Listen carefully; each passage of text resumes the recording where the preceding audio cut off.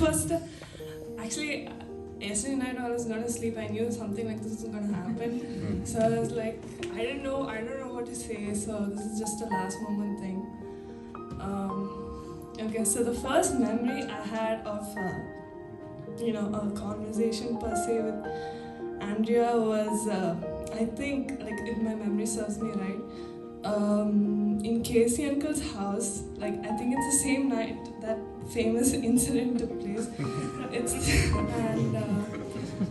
and we were having dinner and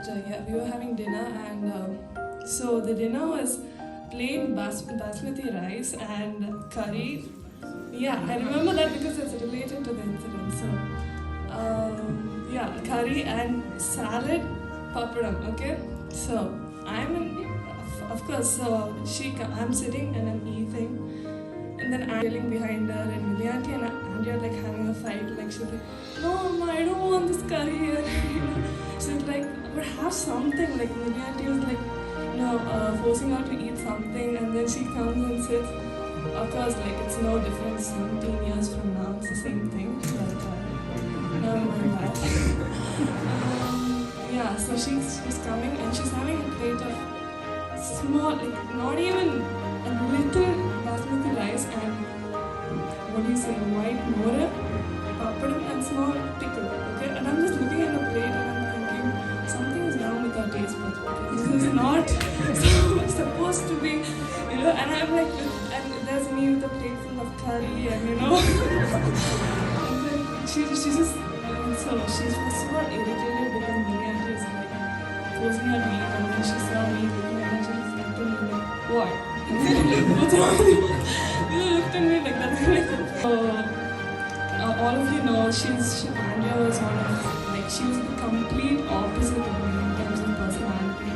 She used to, like, if I was a shy and reserved one, she used to be the one with the, extra spring on her step, and, the stage used to be her arena, and for me, the stage used to be something which I never go to. And, there was this time, I remember, there was a moment of, we were having this K4J and K4J in the Jabria Hall, and there's a video also, and so there's this clip of her, Chaku and Michelle dancing, and she's wearing this colorful sweater, okay, and she's just dancing like no care in the world, and she was dancing, and I was like sitting in the crowd, and I was like, how is she able to like go in the crowd and so confidently dance? Like, it's something which I think on more frequently. And then I was like, you know what? I don't want to sit here and in the audience and be this shy girl and not be able to dance, because she used to have so much confidence. And one of the main reasons which I'm able to like dance. Because when I look at these girls, like when I look at Andrea especially, she used to have the confidence and the vibrance, and it's something which made me dance. So something which I'm gonna miss a lot, like the aura which she had, and especially like when she came to our school at 7th, and the day I heard it, it was like as if I got a huge achacha. I mean, Jerome, it was a big thing because the first day. Okay, achacha. the first day when she came, I remember. So I'm in a grade lower than her, and achacha is in the same grade. So we were like ready to be her escorts, like this is this is that, and achacha was all over the place, okay? Because I couldn't go to her class.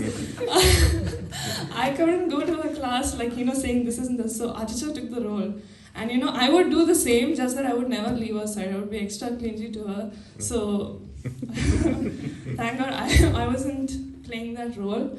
When it comes to school, like, there were days where I felt really alone, like I couldn't, there were days where I thought like, I'm gonna like not make it through this day. But then knowing that her class used to be like, just I could like the thought used to be that even though no one was there, she's there, like I can go talk to her. That used to be such a huge source of comfort. Like, apart from all the friends I had come out, these girls knew me better than anyone, like all my other friends. So to know that she was there, and whenever we used to talk at the corridor anywhere, she used to address me as Meenu, okay? And like out of nowhere, she'd be like, Meenu, and then the whole corridor, my whole class got to know because of her, okay?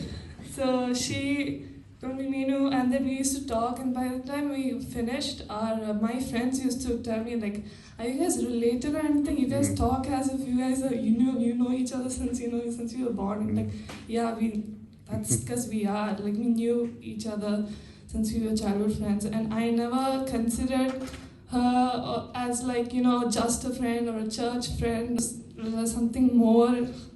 Like for me, it felt like something more just to see them, and it's I'm going to miss you a lot. Like every Friday, the way she says hi, like that.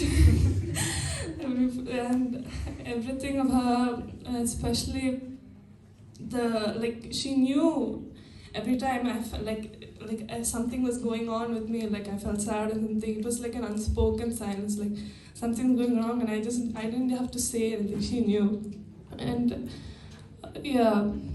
I'm sure, like, when you go to Texas, please don't come back in an accent, please. Please.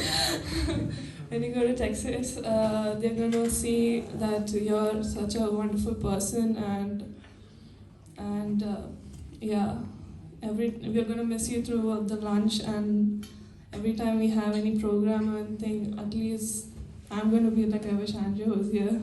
Someone should poke fun of me.